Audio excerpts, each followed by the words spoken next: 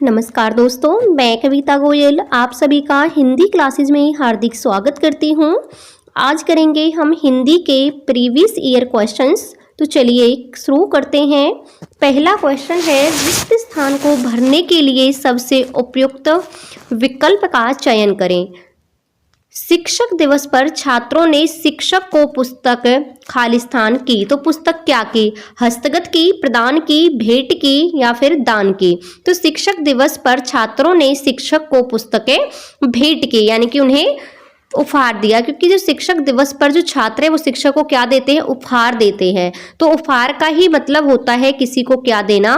भेंट देना। तो उपहार देना या फिर भेंट देना। तो शिक्षक दिवस पर छात्रों ने शिक्षक को क्या दी? पुस्तक भेंट की। नेक्स्ट है, कृपण का विलोम शब्द होगा। तो कृपण का जो विलोम शब्द होगा वो क्या होगा? दाता। तो कृपण का जो अर्थ होता है, कृपण मीन्स होता है क्या? कंजूस। क्या होता है? कंजूस। और दाता मीन्स होता है दानी। तो कंजूस का जो उल्टा होता है वो दानी होता है, इसलिए कृपण का जो उल्टा होगा वो क्या होगा? दाता। नेक्स्ट क्वेश्चन है, दिए गए शब्दों के समानार्थी शब्द का चयन करें। तो आपके सामने एक शब्द दिया हुआ है, शब्द का नाम क्या है? बाण। तो शब्द कौन सा है? बाण। तो इसका आपको समानार्थी बताना है, यानी कि समान अर्थ निकले जिसका। तो इसमें है नाराज, दहन, अगम, तनय। तो इसका जो राइट आंसर होगा वो होगा नाराज। बाण का जो समानार्थी है नाराज, बाण को ही क्या बोलते हैं? इशू भी बोलते हैं, इशू। ठीक है। दहन मीन्स क्या होती है? दहन मीन होती है अग्नि। अगम मीन आना, और या फिर तने का होता है क्या? बेटा या पुत्र। और यहीं पर तनया लिख दिया जाए तो क्या हो गया? सुताया की बेटी। तो इसमें जो राइट आंसर होगा वो क्या होगा? ऑप्शन ए, नाराज। नेक्स्ट क्वेश्चन है, पंकज किसका पर्यायवाची है? तो जो पंकज है वो किसका पर्यायवाची है? ये है कमल का। किसका है? कमल का है पर्यायवाची क्या? पंकज। नेक्स्ट है, खून का घूंट पीना मुहावरे का सही अर्थ है। तो खून का घूंट पीना मुहावरे का सही अर्थ है गुस्सा पचा जाना। क्या है? गुस्से को पचा जाना। जब हम अपने गुस्से को पी जाते हैं तो उसे कहते हैं खून का घूंट पीना। नेक्स्ट है, दिए गए वाक्य में रेखांकित अंश को प्रतिस्थापित करने के लिए सबसे उपयुक्त विकल्प का चयन करें। तो मोहन के घर पर वह उठ बैठा। मोहन के गए पर, मोहन के गए पर वह उठ बैठा। तो जो रेखांकित है ये गए पर, इसको हम किससे क्या कर सकते हैं? बदल सकते हैं, जो कि हमारा सेंटेंस सही निकले। तो मोहन के जाने पर वह उठ बैठा। तो इसका राइट आंसर होगा ऑप्शन सी, कि मोहन के जाने पर वह उठ बैठा। नेक्स्ट है, रिक्त स्थान को भरने के लिए सबसे उपयुक्त विकल्प का चयन करें। शिशु खाली स्थान और अबोध होता है। तो अल्पज्ञ, बहुअज्ञ, अज्ञ या भिज्ञ।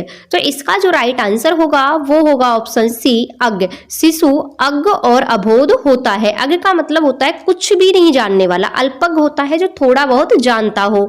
बहुज्ञ होता है जो बहुत कुछ जानता हो।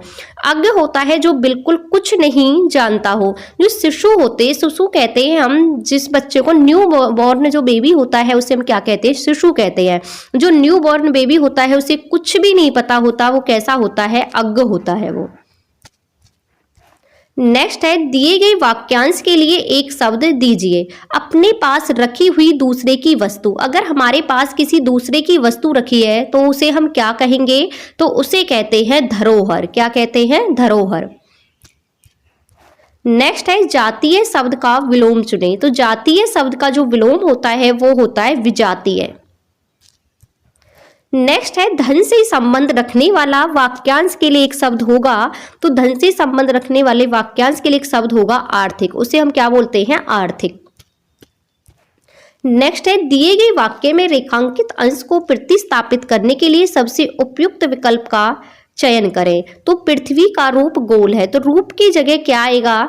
इससे आएगा आकार। पृथ्वी का आकार कैसा है? आकर्षणीय आकार। पृथ्वी का आकार गोल है, या पृथ्वी का रूप गोल है, या पृथ्वी का आकार गोल है। नेक्स्ट है, दिए गए वाक्य के किस भाग में त्रुटि है? उसने आवाज देकर पूछा। आवाज उसने पूछा देकर। तो इसमें जो त्रुटि है वो है आवाज में, क्योंकि आवाज नहीं होती, वो होती है आवाज। क्या होती है? आवाज, ऐसे आएगा उसने आवाज देकर पूछा। नेक्स्ट है दिए गए वाक्यांश के लिए एक शब्द दीजिए।